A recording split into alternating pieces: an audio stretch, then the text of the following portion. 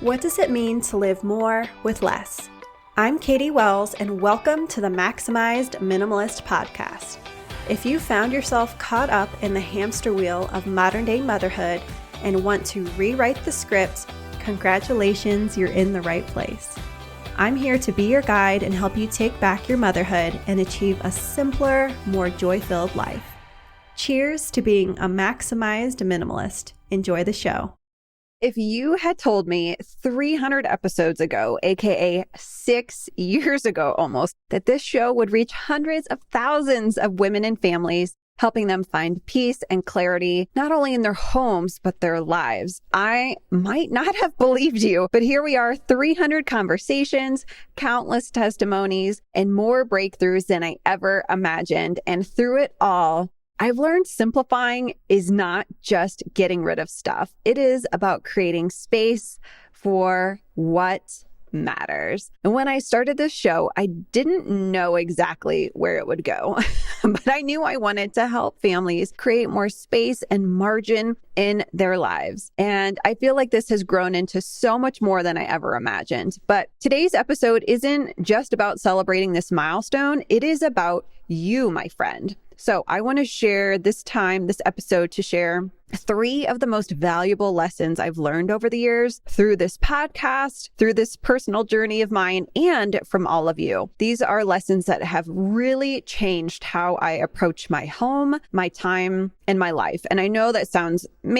cheesy and hokey, but it's the truth. And I hope they leave you feeling inspired too. All right. So one of the biggest lessons I learned, and this came up for me earlier on in my journey and created one of the biggest breakthroughs for me, is that decluttering is never just about the stuff. The first lesson is clutter is a symptom of something bigger. Now, I am smiling as I say this because a lot of us, and this was me too, think that, what? Clutter is a symptom? Like, no, there's too much stuff. There's too many toys. There's too many clothes. It's too chaotic. Like, I'm just annoyed by the chaos. It's just, that's what it is. It's simple. And so when we oversimplify it in our heads, we tend to reach for an oversimplified solution, which is what? A checklist. Oh my gosh. If I had $1 for every checklist on how to declutter my junk drawer, how to declutter my wardrobe, how to declutter my life, that didn't help at all because it is a symptom of something bigger. I would have had a lot of money back then and still a lot of clutter. Clutter is a symptom of something bigger. What do I mean by that? Sometimes it's a fear of scarcity. It is a sense of guilt, of obligation, and often even an identity we're holding on to. And I should say identity is plural, scarcity plural, guilt plural. It's not just so cut and dry and so simple. And often it's like this combination of all of them. And until we dig into why we are holding on or why we are continuing to reach for more material possessions or stuff or tasks or activities to fill our day, it can feel impossible to truly let go. And I remember thinking back to a powerful story from a Clutter Cure Club member. She had boxes and she had an entire room of craft supplies she hadn't touched in, 15 years or more. And when she came into the Clutter Cure Club, she's like, Katie, give me the checklist. Give me the checklist, right? I just need the right checklist and then I'll be able to do it. We've all thought it. And after getting to know the resources, getting to know my methodology, right? Holistic decluttering, pulling the weed out by the root. Goodness gracious, we all need to do this. She had this big aha moment. She's like, oh, it's not about just the supplies. It's about a version of myself, she said, that she felt like she was letting go of. And through our coaching and through the resources, she learned how to ask herself the right questions, like, what does this craft clutter represent in my life? And is this helping me move forward or keeping me stuck? When she saw the craft clutter for what it was, a symptom, she was able to identify the root of that symptom and release the guilt and move forward. Oh my gosh, so good. But it wasn't about just letting go of the stuff. It was about reclaiming the space and energy those items had been taking up in her life. Once those craft supplies were gone, she felt liberated, y'all. Liberated. This is when we know we are on the right journey. She found herself with more mental bandwidth, more clarity. She started doing other things with her time. She turned that craft room, doom room into an exercise space and a book area for just a peaceful space for her to both read when she wanted to and work out and work on her health goals, and even more time to focus on the things she loved in the present. That's the magic of holistic decluttering. That is it, y'all. That is where the rubber meets the road. So the takeaway for lesson 1, the next time you're struggling to let go of something, use the same approach as my club member. Ask yourself, what does this item represent in my life? Is it supporting who I am today, or holding on to who I was, who I thought I'd be, who I thought I should be, who someone else in my life told me I should be? Getting curious. Non-judgmental curiosity about your clutter and your choices can lead to some really powerful breakthroughs. Okay. And I could stop the episode here, honestly, because again, that has been so transformative for me and continues to be. Lesson 2, we're going to keep going though. We're doing it. All right. Lesson 2, if you want to change, meet yourself with compassion. This next lesson is one I hear time and time again from the experts I've talked to over the years. And honestly, it's been a game changer. This is something I also learned many years ago through therapy. And if you truly want to create lasting change in your life, you have to meet yourself and your past choices and your past failures, whatever you want to call them, or who you are, whatever, with gentleness, curiosity, and compassion. And for all of those out there like me who either identify with being a perfectionist or are highly critical of yourselves, this is even tougher for us. I think that element is intertwined in all of us, whether you consider yourself a perfectionist or recovering perfectionist or not, because this is a theme I see time and time again. And a conversation I have with women who are frustrated by their clutter and the state of their home, their habits, their lack of consistency. Why can't I just get it together? If I could only be more consistent, why am I so messy or disorganized? What's wrong with me? These questions don't help us move forward. I think it's helpful to maybe think those as long as we meet them with gentleness, curiosity, and compassion versus judgment and criticalness. The critical voice isn't helping. When you shift your mindset, and it is a skill we have to learn to teach ourselves, right? It's not so like, oh, I just think this way now, right? We all know this. But when we learn and start shifting into compassion, it opens the door for growth. And what happens in growth? We learn to take action rather than simmer and just hang out in that shame and resentment toward ourselves. Oh, I wish I weren't this way. Oh gosh, if only I could be more organized. It's not about ignoring the clutter or the challenge ahead. It's about being kind to yourself as you navigate it. I remember talking to someone on my show once. I forget. It's been years, right? 300 episodes. I can't remember everything I say or everyone I talk to. And they said, you can't bully yourself into change. And that hit me hard, because how often do we think we need to push ourselves harder, criticize ourselves more, and somehow expect that to lead to progress? But the truth is, compassion is where it's at, homie. All right. The difference between saying I'm a mess and saying, I'm struggling right now, and that's okay. What is one small step I can do today to shift my trajectory?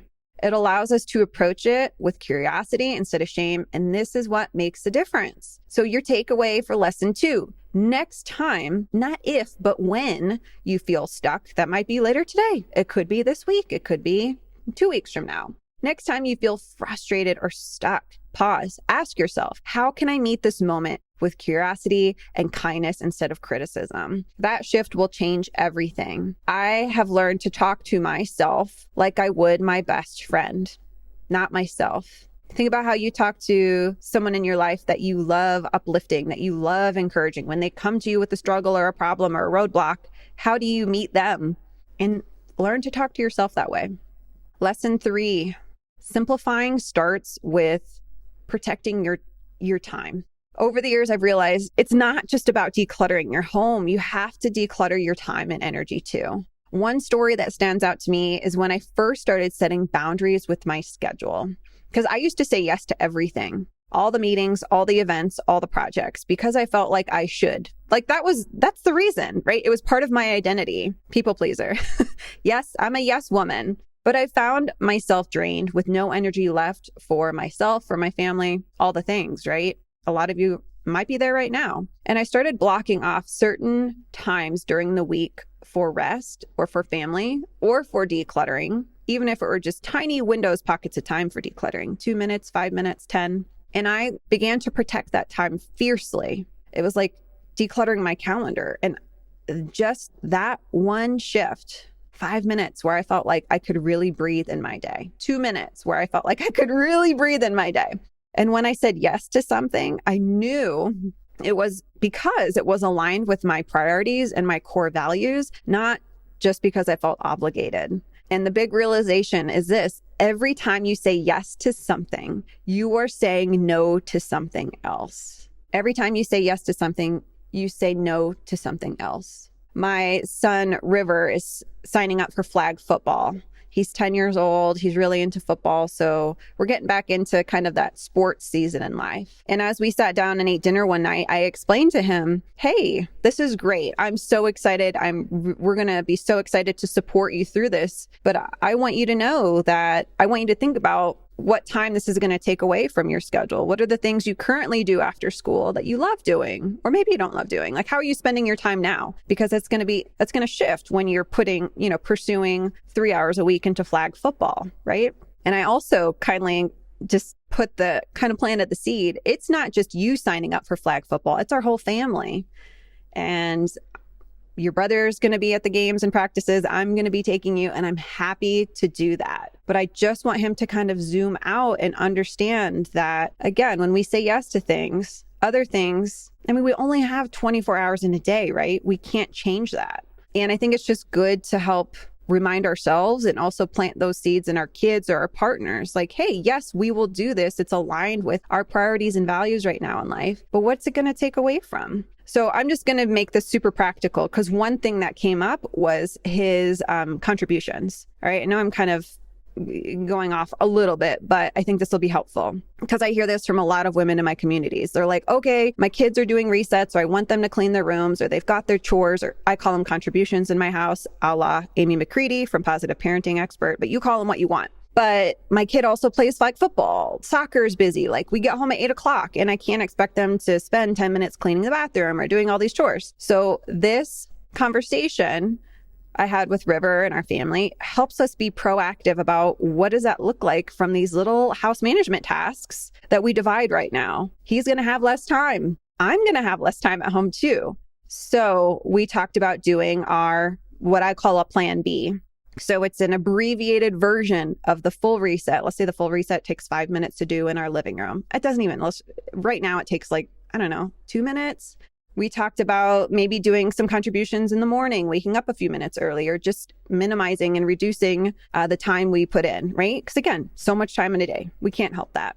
And that has been really helpful to invite the kids into that problem-solving process when it comes to home management. I didn't just tell them, here's the plan, here's what we'll do. I asked River, even though I had a plan in my head, I said, River, Levi, what does this look like from your contributions? Right now, you normally do your contributions here in the day, but we're going to be at the football field. You're going to be tired when you get home. What do you think would be the best solution? And they were throwing all kinds of ideas at me. And when we invite our kids to be a part of the solution, problem solving, and the solution, they're more likely to follow through. It was their idea. All right. Okay. Hopefully that's helpful. So all that to say, looking at your schedule, looking at creating these little pockets of time, decluttering some obligations, saying, no, I'm not signing up for the PTA next year. I love to do that. It's part of my previous identity in life to be a people pleaser and say yes to everything. But boy, I need that time to do other things in this upcoming season. What's one thing I can say no to so I can say yes to something else? Yes to what I want to do. Yes to what matters most and moves the needle most for my goals right now. Before I wrap up, I just want to say how grateful I am for you. I'm a crier. I'm tearing up as I say this. I pretty much tear up on every masterclass I do. or every coaching call I have, because I know the deep impacts that simplifying has created in my life. And it's just created this really beautiful domino effect, whether it's been growth in my faith, growth in my relationship with my husband, with my kids. And I think for a lot of us at some point in the journey, it's this deep growth and like this self-love that grows for ourselves. Like there are so many beliefs that we have to challenge and that we're better for when we do challenge through this simplifying process. The biggest change doesn't actually happen in your home. It happens in between your ears and in your heart. And these stories I hear from you time and time again, whether you message me on Instagram, shoot me an email, they keep me inspired and remind me why I do this work. I recently heard from a listener who shared how using my tips not only helped her declutter, but keep the clutter away. And she said, for the first time, I can actually sit and play with my kids without feeling that nagging guilt about all the things I should be doing. She said, it's like I'm able to give myself permission to be present and tap into the joy. And I never thought I'd get to this place. This one story, you listening on the other end of wherever you're listening, this is why I show up every week, even when I'm tired, to help you find that kind of freedom and peace and ease in your days. These stories remind me that this work is about so much more than clearing out the stuff. It's creating and crafting a life where you can fully show up for the moments and the people that matter to you. Your stories are a reminder we're all on this journey together. You inspire me as much as I hope to inspire you. So keep those stories coming, keep those wins coming, keep those challenges coming, because they help all of us see that progress is possible, even in the smallest steps, even when life is tough, because life gets tough. And as we celebrate 300 episodes together, I'm picking up my empty coffee cup that had my Americano in it. It is cold now, but I am cheersing you from Asheville, North Carolina. And I hope these lessons continue to inspire you to keep moving forward, whether it's getting curious, meeting yourself with compassion, or putting intention into protecting your time. So my challenge for you is to pick one small step this week. Maybe it's decluttering a drawer, maybe it's creating a boundary, or maybe it's just taking a moment to pause and reflect. Whatever it is, remember that progress always beats perfection every single time. Thank you for being on this journey with me and being a part of this incredible Simplifier community. If this episode resonated with you, share it with a friend, share it with your bestie, send me a message. I'd love to hear your thoughts, and you know what to do. Ready, set, simplify. Bye.